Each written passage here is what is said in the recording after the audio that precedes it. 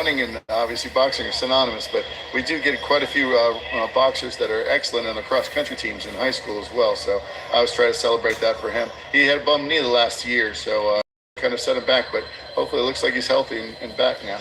You know, I like the the style contrast is always a fun thing when you see someone like Cooper and Garcia, going at it in there. Cooper's a kid I'm excited about. I got to referee him there in Chattanooga. Great kid, enigmatic personality, nice kid.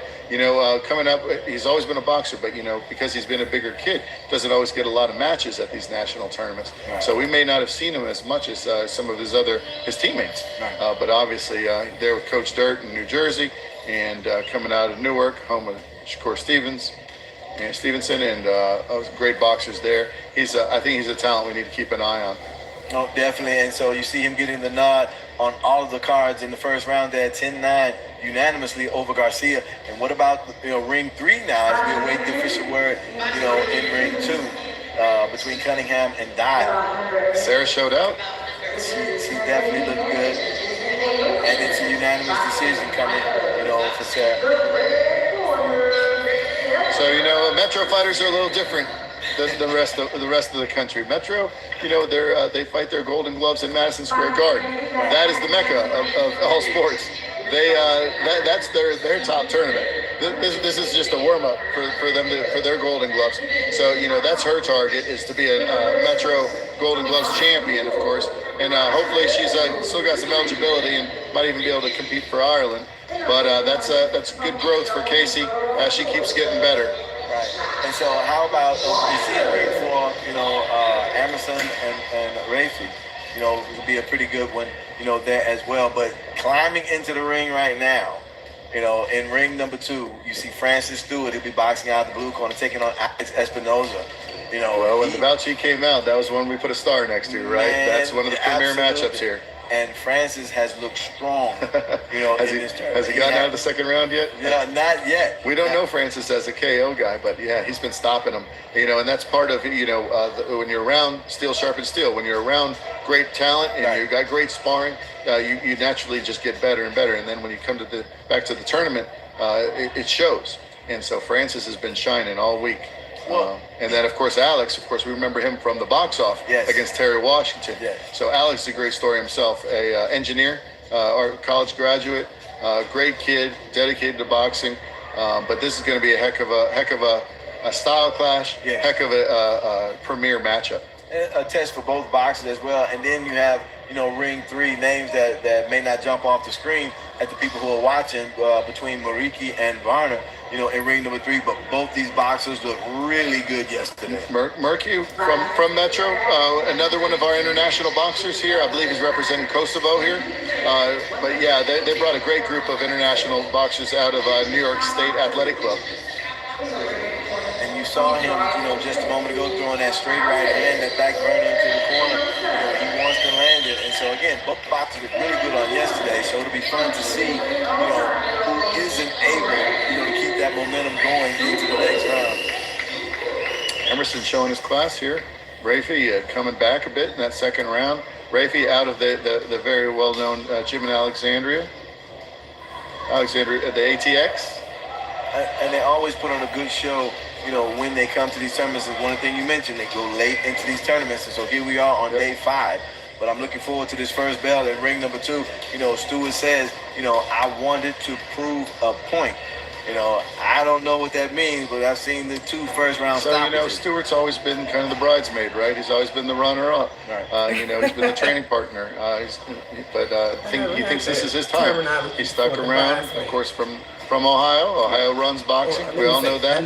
Cleveland has had an Olympian on, the last 5, 6 Olympic teams. Dominating presence in the country. So he's waited his turn. He's sharpened his skills, and he's focused. I mean, he spoke openly about wanting to be on that international stage. We talked about it yesterday. He said that's what he wants. And he says, and when I get there, I'm bringing back nothing but gold. On Tuesday, I was in the elevator coming over the arena, and a young man, a boxer, was in there, and he greeted me, and I said, hey, how's your tournament going? He said, I ain't gonna lie. He goes, I drew Francis Stewart yesterday, and he put his hands on me. Oh, wow. Well, here we go. And so you see him right now. No punches being thrown at the moment, but stalking exactly, exactly, trying to cut the ring off, keep Espinoza in front of him, and that's what he's done in this tournament so far. He's gotten in the pocket, and he's decided that he's going to throw with his opponent. So far, so good. But you can see it. His instincts have sharpened. He's just subtle head movements without even thinking about it, side to side, not presenting a target yet, coming right down the middle at him. You saw the feint. Decided not to throw that right hand, but he's got it locked and loaded. And you see, in ring number 3, Varner getting the nod on 4 to 5 cards. I'm telling you, he looked really good yesterday. Might be one to keep an eye on. Good gym down there in Jonesboro. They produce a lot of good talent. Good left hook from Espinoza. Last time they got together in ring number 3, maybe the best punch so far early on in this contest. And you see Stewart seems to be content to wait for his opportunity to get in and throw something solid there. The left hook inside.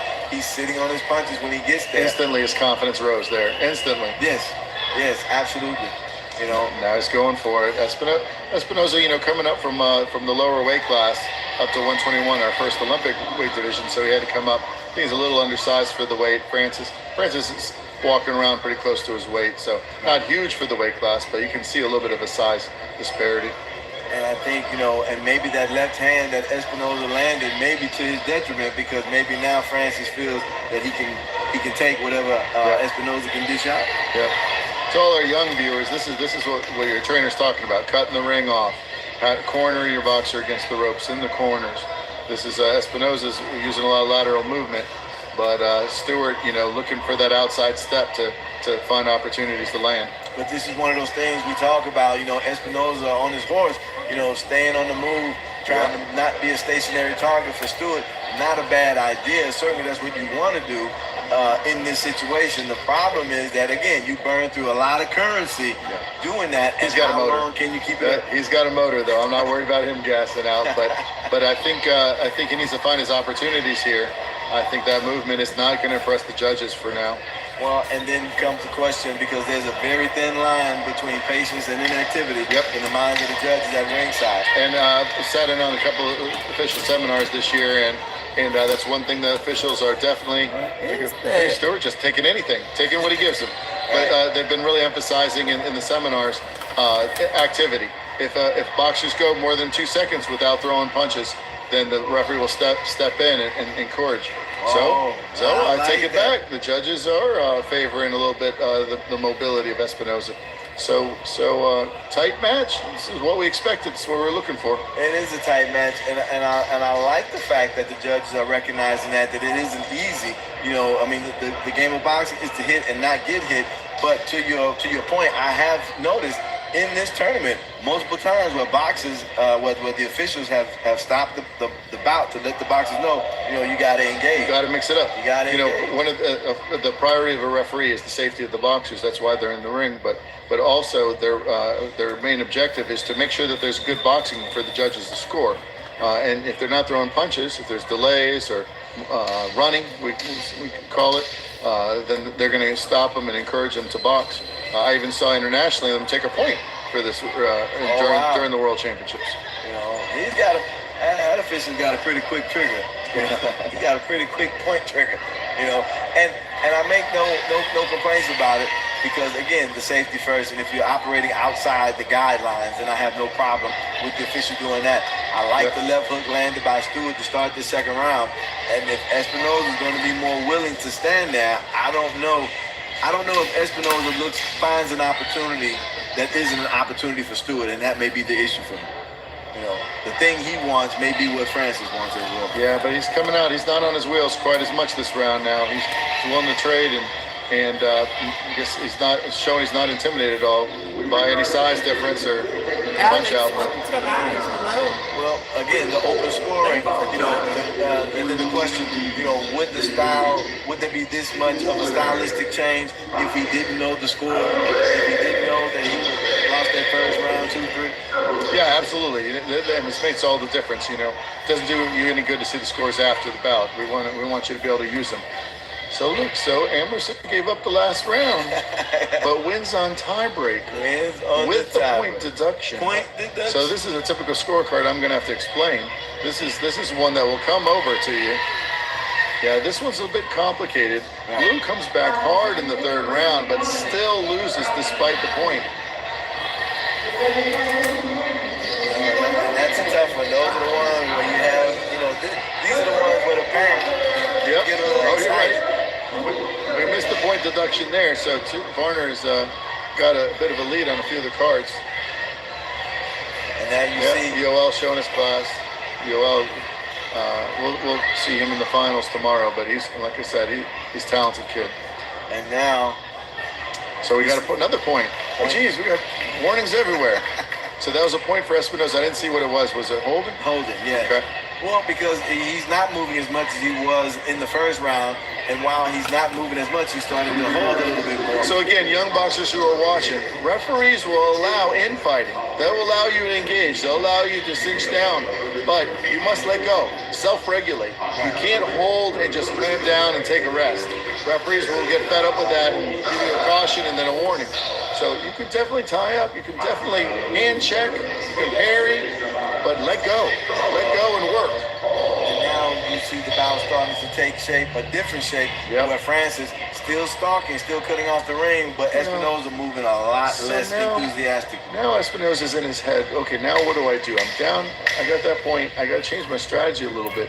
But really, he needs to. It needs to turn into aggression. He just needs to fight Martin, right. And if you do that, that's it. How much does that play into the hands of school? But if those are your choices, hello, welcome to the live. To allow yourself to be, followed around the ring and giving up the round anyway. So let's see if Espinoza got some judges in that round, which I don't think he did. But if he did, then he's still in it. Yeah. So now he's down by 3 points on 3 of the cards. So this bout is all but decided because of that gap. He would need a 10-8 in order to pull back into a tie break and then get picked by finishing strong. So this is going to be a tough one. So now it's on Stewart to make sure he's not on his wheels, doesn't give up a 10-8. Oh, another one we got to star next to here. We got Nino from Ohio, Andre McCallum Jr., perennial national champion. Casey Jones, perennial national champion.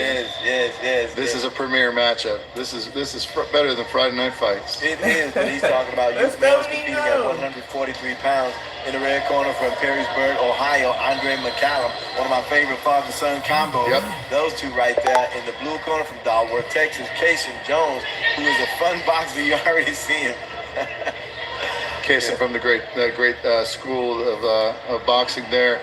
Lots of champs coming out of that group that Zafar came out of, that Masai Nemo's part of.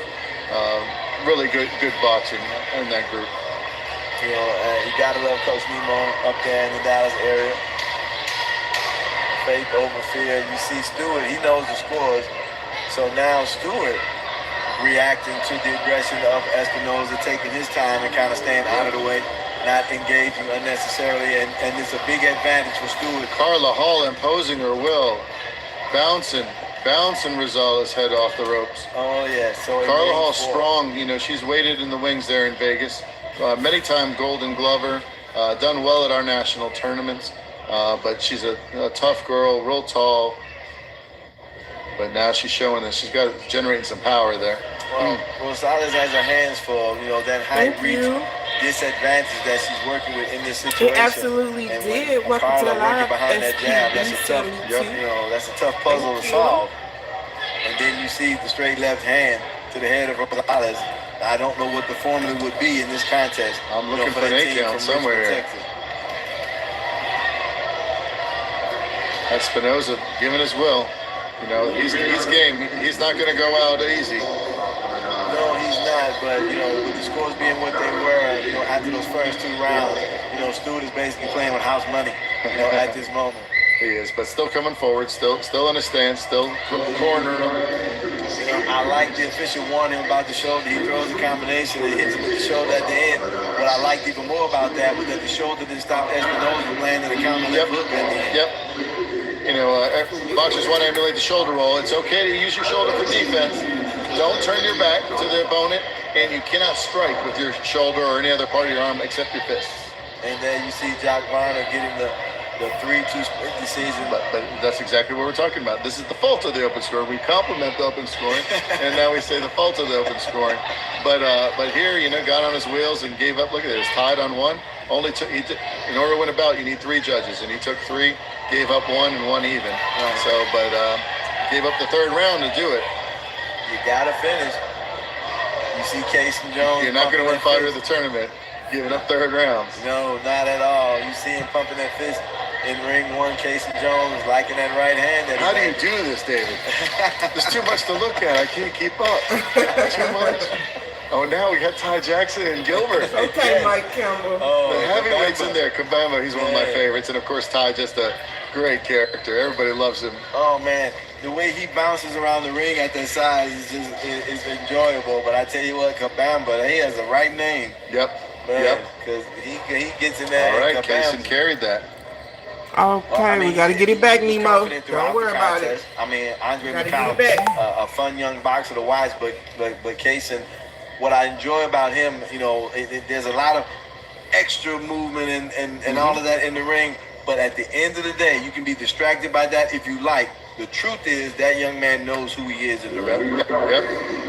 Well, ring 4, that's a good example of scoring. 10-8s across the board. We agreed with that. We were looking for an 8 count, even though there wasn't an 8 count, no knockdown. Right. Obviously, dominant round. So let that be a lesson for how we score amateur boxing. Well, that's one of those things that I love to see the professional ranks pay more attention to, because there are, unless you get put on the canvas, there are so many 10-8 rounds that don't get scored properly.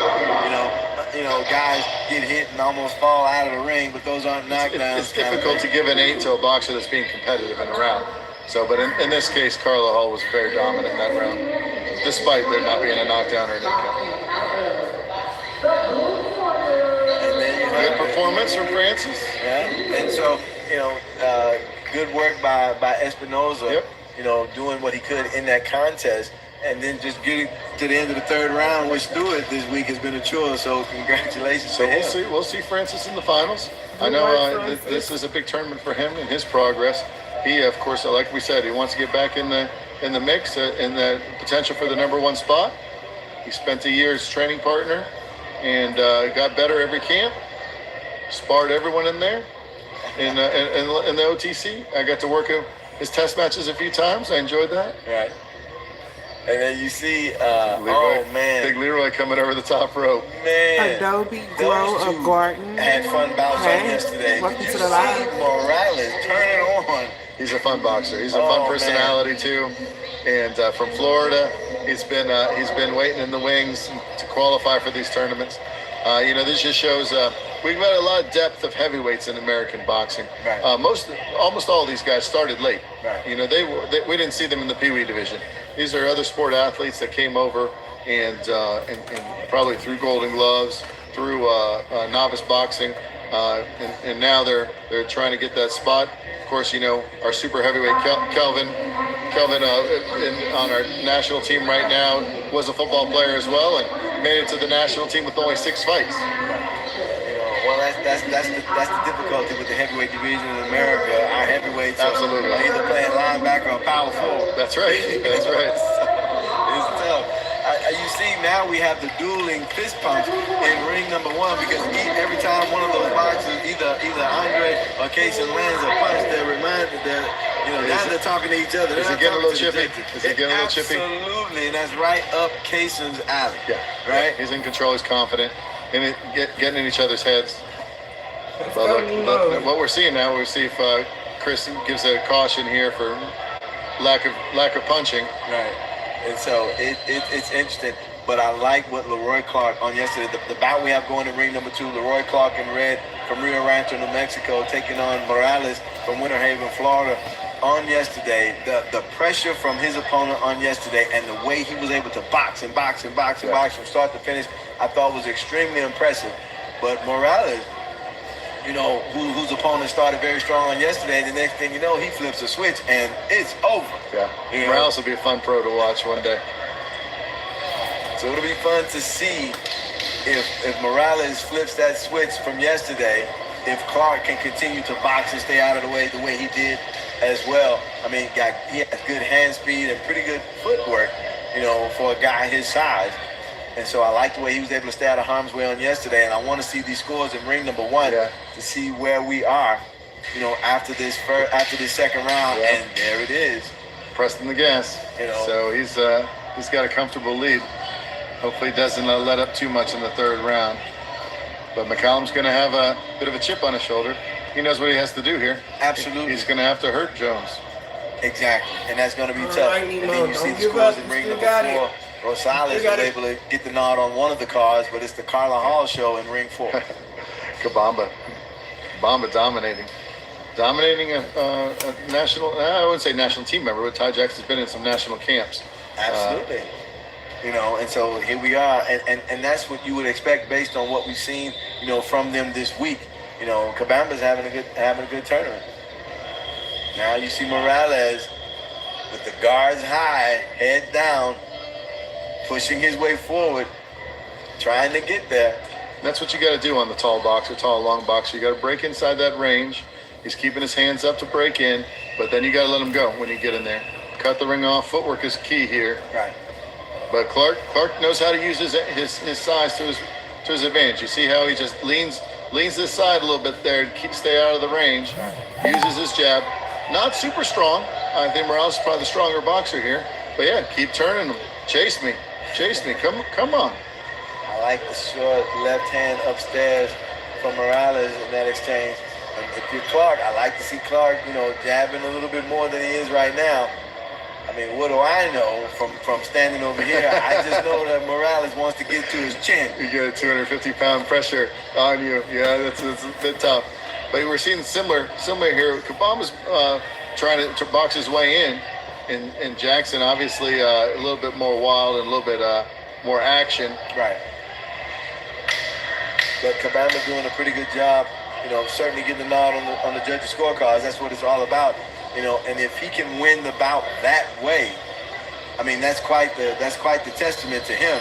Because if you think if we're gonna get this done on points, boxing from the outside and using the hands, I mean, my first guess would have been that's Jackson's fight. Yep. And in fact, Gilbert, I think he was going to turn pro last year. In fact, I talked him into coming into the tournament in Pueblo. So now, I'm glad he's finishing the year out. We talked a little bit about the path to the national team and being there, and obviously it's a great resume builder. Right. So I think he's got a goal. Obviously, I think he's got great handlers up there in New England. Right. But he's a good candidate for take. We don't really have a number 2 right now in camp. Okay. Behind Watt. And now you see the scores after the first round in ring number 1. As you see Clark banging those gloves together, pacing like a wild animal in that red corner. And this is where things turned on a dime yesterday in there with Morales. I apologize. This is the heavyweights. I've been talking about Watt, our super heavyweight. Here, this is Malachi's division right now, of course. He's been doing well internationally, and Daniel Brown, we saw him do well yesterday. Yes, I tell you what, I'm have to call Malachi. We got to talk about what to do with that Brazilian. Yeah, I know.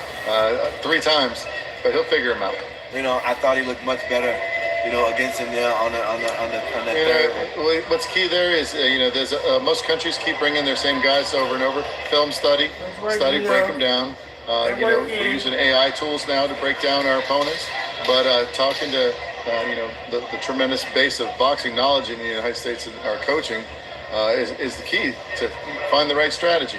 It isn't just go out there and impose your will. It's being smart. I had an opportunity to see Malachi talk about that last bout and just the confidence that he has in him now. Just the difference between where he was, just a little while ago. I mean, people don't may not realize just where he started in the world of how late he began, in the world of amateur boxing, and for him to be where he is now. To be traveling, with the U.S. team, I think that is incredible. And man, the future's bright. I think I love the group that we have right now. There's definitely some younger talent, a little bit of older talent, and it's an interesting mix. They just got to feed off of one another. We got to support them with good training partners, good coaching, good resources. and keep reloading. Right. And so you see the scores after that second round. Comfortable. Comfortable. He's comfortable. You know, and again, I would not have said that that would be his bout if we would have seen it done this way. So, I mean, a little bit of diversity on display here. So honestly, I'm a little shocked by this one. Not shocked by the result, but shocked by the clarity. sportsmanship, you know. Right. You see, McCallum took it easy in the third round. Get that third round. Yeah, he did. He absolutely did. Yeah. So save it for the finals. Kaysen showing class over a very good opponent. A very good opponent. It's and I like good. what I'm seeing, you know, in ring 2 as well. Clark doing a pretty good job of trying to deal with the pressure because Morales definitely picked up the pace, you know, quite a bit here in this second round. Yeah, and that's what my you're seeing boy from Ricky Clark in that coming moment up. right there is what we saw on go, yesterday. Ricky. And what he was able to do a little bit in this first round. But definitely the pressure is showing up more from Morales, but how much gas does he have to keep that up? Earl Hall moves on after the dominating first. No surprise there. Rosales, like you called it, tough girl. Stayed in there the whole way. And Morales may be slowing down a tad because Clark is starting to look like his old self here in these last few moments. You see the distance between the two starting to get off combinations inside before Morales can let his hands go. He must be frustrated to be in there with such height and length. And Lee Silas, his trainer, good guy, trains a good group out there. Here, showing his class. Absolutely. And again, we keep saying it, open scoring, you go up 2-0, and it's not quite a wrap, but pretty close. well, but with a guy like Morales, you know, sure, you take the win however you get it. All right, I'm going to preview this one, and then I'm going to let you go so you can start focusing on these younger ones. You got finals today, Pee Wee finals. You got the Bantam and the Intermediates, and you got our young man from England in showcase. Yes. But over here in ring 4, of course, Kendra Samardzis, who we know from the last 25 national tournaments. Yes. She's been dominant. She's been the class of her weight class, but now young Sage Rosario. She picked up a win yesterday. She's now 18-0. 18-0. Doesn't know what it's like to lose. Biggest biceps I've seen on a woman. She is also a wrestler. She's probably a better wrestler than a boxer. She's a national champion in wrestling, multi-time state champ. She's an amazing talent. So we've talked to her about the path to LA. Hopefully she realizes how developing her hands is going to help her in her career. But this is going to be an interesting one against Samardzis. Of course, it's a rematch, I think, from December Nationals. But Sage is one to keep an eye on. She definitely is. I mean, and she just, the way he just bragged about her, I gotta watch her. You know, when she's in the ring, and this is not the first time that they've been in there together either. No. You know, and so you have. And Kendra's powerhouse. Look She at her. is. And coming down to her true weight, 154. Most of the campaigns are 165. So, and Sage is what? Maybe 19. She's still very young. Very young. Sage, Kendra, of course, has got children boxing in this tournament. She's the team mom and the team standout. That's awesome. I like the left hook from Kendra to start this contest, and you see in ring 3, Morales down on this cards, big heading into the third round, and just not having enough. What else you got? Not Just go for enough. it. But yeah, Clark using the defense and being elusive. And touching him just enough. All right. Thank you for all our viewers. Thank you for everyone watching everywhere. Thank you, David, for what you do for USA Boxing. Looking forward to the finals here. Thank you, David. Can't wait to Thank see you, everybody in Mike December at our Campbell. nationals Awesome interview, and guys. at all of our world boxing competitions. Take care. Awesome interview. Mike Campbell, ladies and gentlemen, Mr. Everything, for USA Boxing. So let's keep it going, shall we, ladies and gentlemen? We shall. Now that amateur hour's over, we can get back to.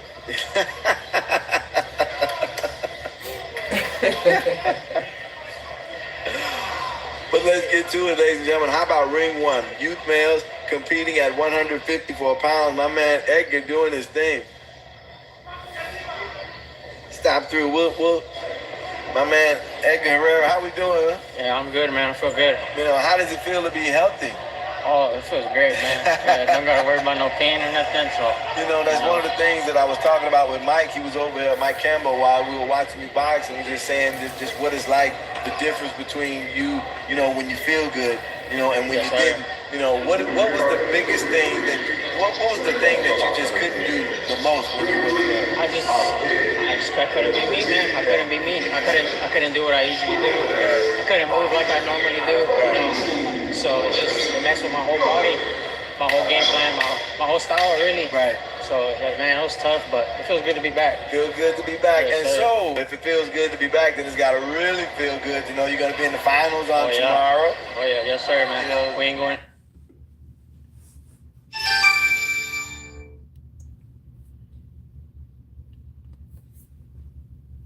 Why did it mute? What's going on? Uh-oh. I'm sorry, guys. There we go. We're back. Gotta go. Now, I like that. It said not going home without a goal. Wait, do you know yet who you're in there with? Okay, now what is going on? Welcome to the live, everybody. I do apologize. It's definitely their live. Oh, really? Right. So, man, it was tough, but it feels good to be back. Feels good to be back. Yes, and sir. so, if it feels good to be back, then it's got to really feel good to know you're going to be in the finals on tomorrow. Oh, yeah. Yes, sir, man. We ain't going home without a goal. Now, I like that. It said not going home without a goal. Wait, do you know yet who you're in there with? Thank you so much for coming through. I tell you what, man, it's got to be so tough, to have a boxer like that who understands what he can and can't do, but then being told, that you can't because of injury. That's got to be tough. Losing to your opponent, you look at a guy like a Canelo Alvarez, losing one of the biggest fights in a long, long time to Terrence Crawford, but losing to the better man that day, that's different from not being able to compete the way you're capable of. And so to see Edgar with a smile on his face, that's a pretty nice thing. All right, ladies and gentlemen, you see we're going to go to the cards in ring number 2. We know what the answer is there. Leroy Clark did excellent work in that contest. In ring number 2, forgive me.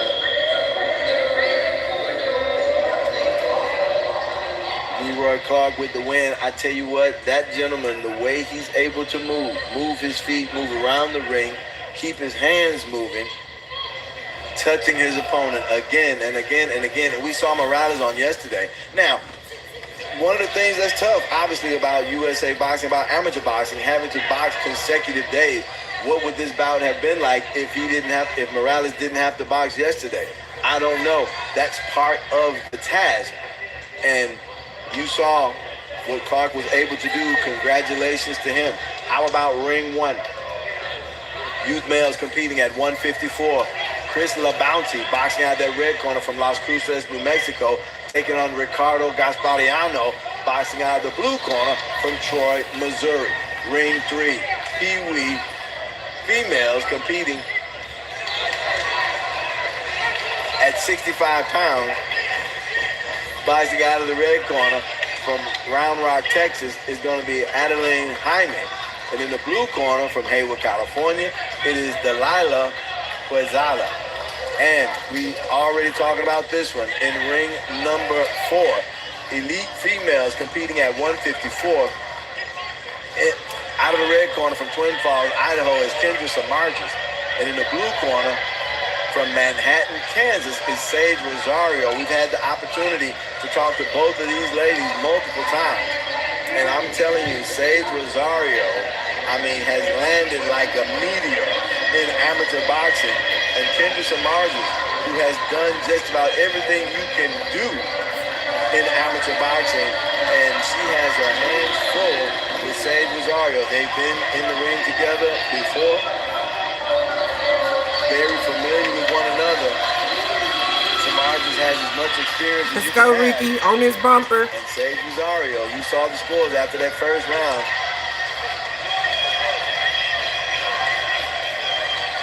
She is here to do what she does. How about ring 2? Elite males competing at 143 pounds.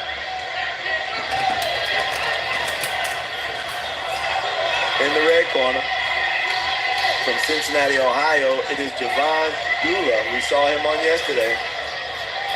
And in the blue corner from Columbus, Ohio, it is Nehemiah P.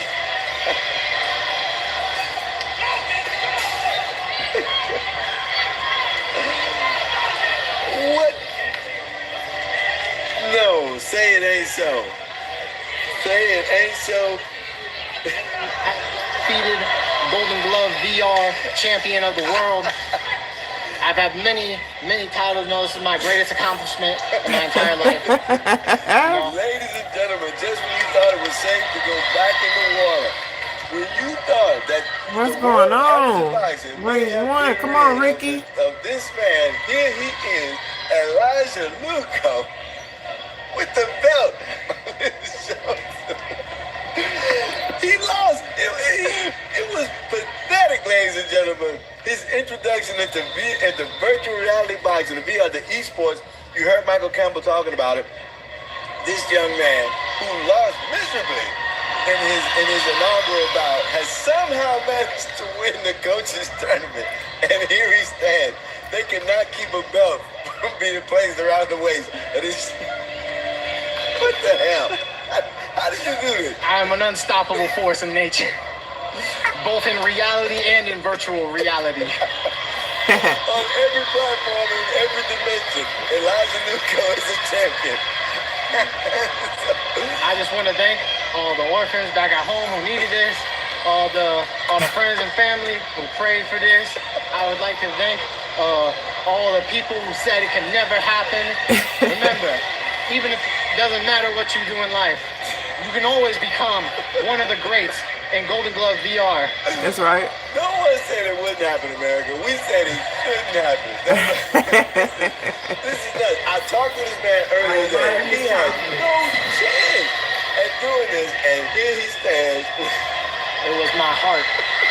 It was my heart and passion for virtual reality. Was there any competition? Yes, and funny enough, the coaches actually had more experience with the game than the other guys did. I see we have the belt. We see the oversized check right there. Who benefits most from your victory today? Me. Elijah Lugo, ladies and gentlemen. So those of you, and I can't imagine how you wouldn't know who this young man is. So here you are, Elijah, now, a professional boxer. You got 3 victories under your belt to start your young career. But you still are here at tournaments like this.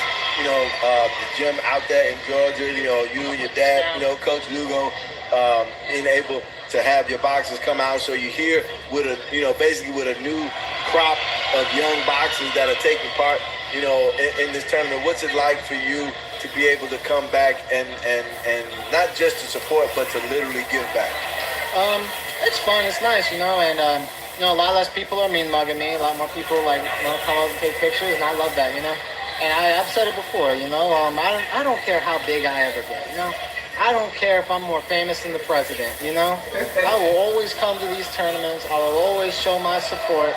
This is where it all starts here. That's right. This is where everything starts. Okay? I'm gonna always come to these things. I love amateur boxing. I gotta tell you, America, when I first saw him walking with this, I didn't realize it was a check. I thought he was doing that sign spinning thing, It's round 2. I thought there was some sort of buy one, get one free special at some restaurant nearby, but this is great. So did your competitive nature take over?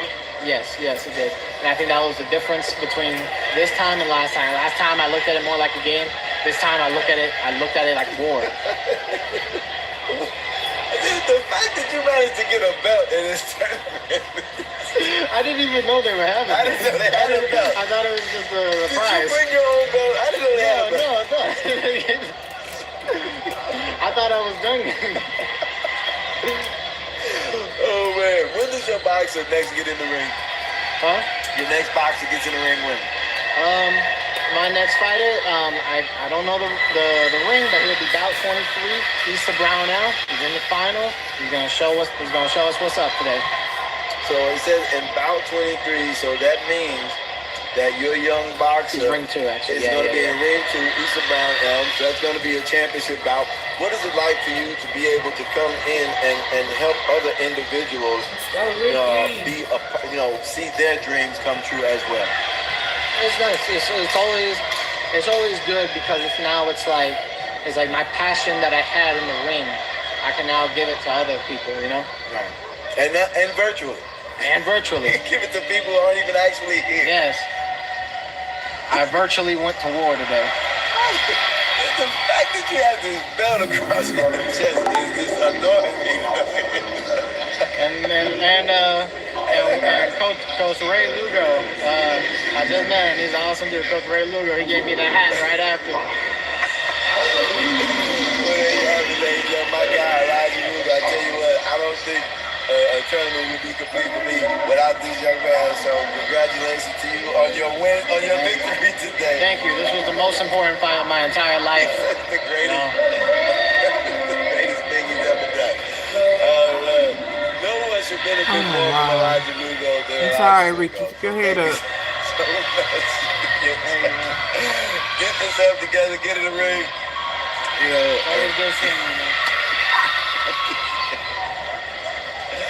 ladies and gentlemen, how many other things could go more wrong than that right there? Why on earth is that young man? How did he manage to come here and get a belt?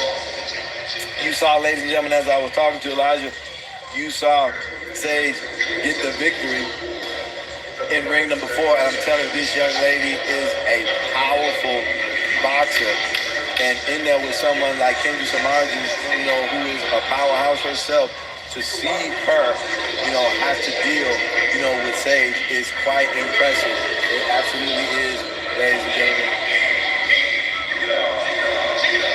Let's get back to it, shall we?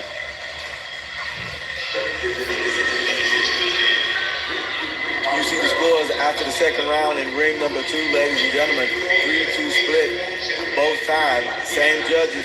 Each judge saw the first and second round the same way. As you see Delilah Quezada get the victory in ring number 3.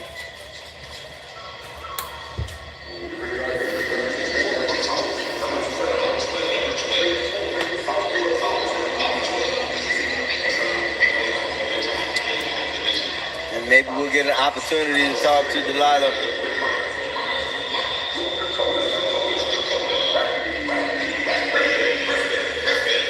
in just a moment. We shall see.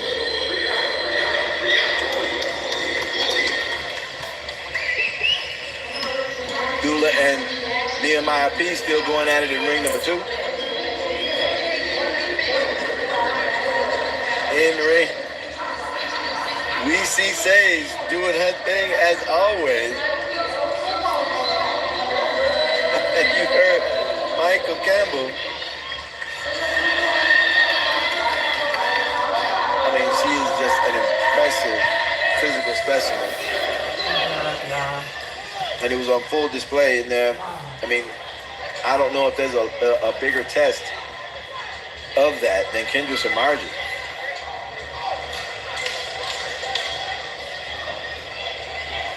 In ring 1, elite females competing at 143 pounds. In the red corner from Tulsa, Oklahoma, hometown young lady, Heather Lloyd. I would imagine there's going to be plenty of noise in the arena for her. And in the blue corner from Whitewater, Colorado, Alex Circa.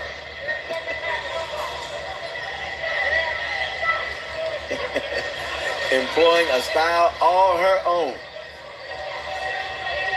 And Heather has got to be careful to avoid paying too much attention to the things that Alex does. I assure you, there's a method to the madness. It works for her too. And you do not want to get caught.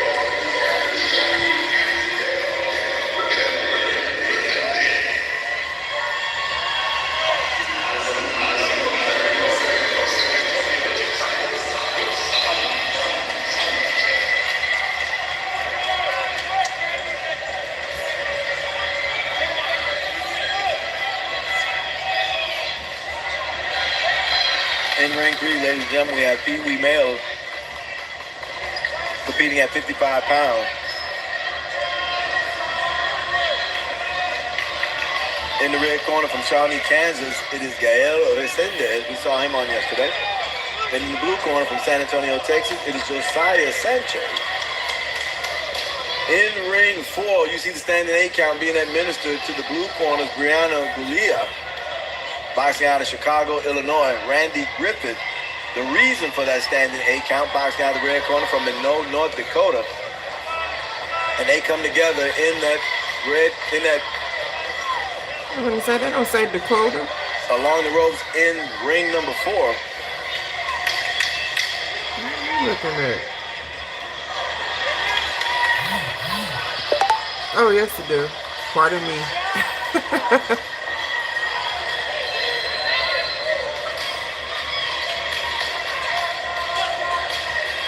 Dula and Nehemiah P.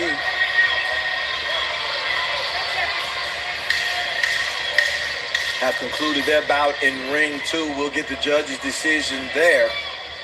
Griffith Gulia in ring 4.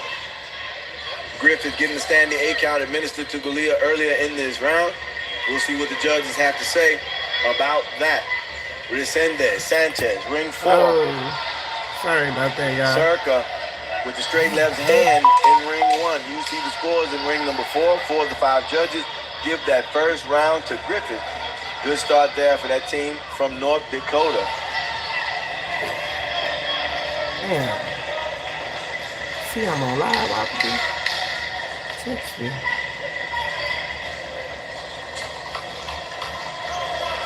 Championship bout in ring number 3, ladies and gentlemen.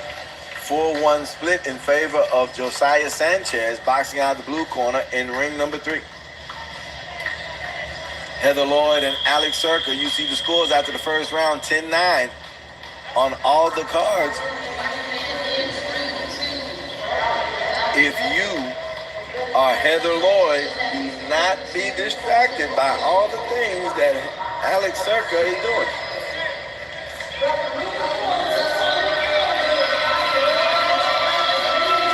Nehemiah P with the victory in ring number 2, ladies and gentlemen.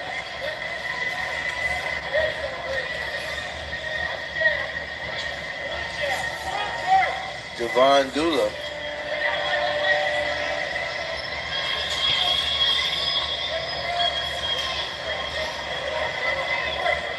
who had a really good day yesterday, coming up on the short end of that decision against Nehemiah P. Second round underway in ring 1. Heather Lloyd has got to get down to business, taking on Alex Circa. And you see Circa making good use of that left hand, throwing a straight left as Lloyd comes I'm gonna get off this live, y'all. As she gets closer, she then turns it into I'm a trying nice to stay left hook. on. And Lloyd now following Circa around the ring, not what you want to do. Trying to stay on. I'm gonna go ahead and exit here. Thank you all for tuning in. I'm so grateful. Thank you all for liking and subscribing.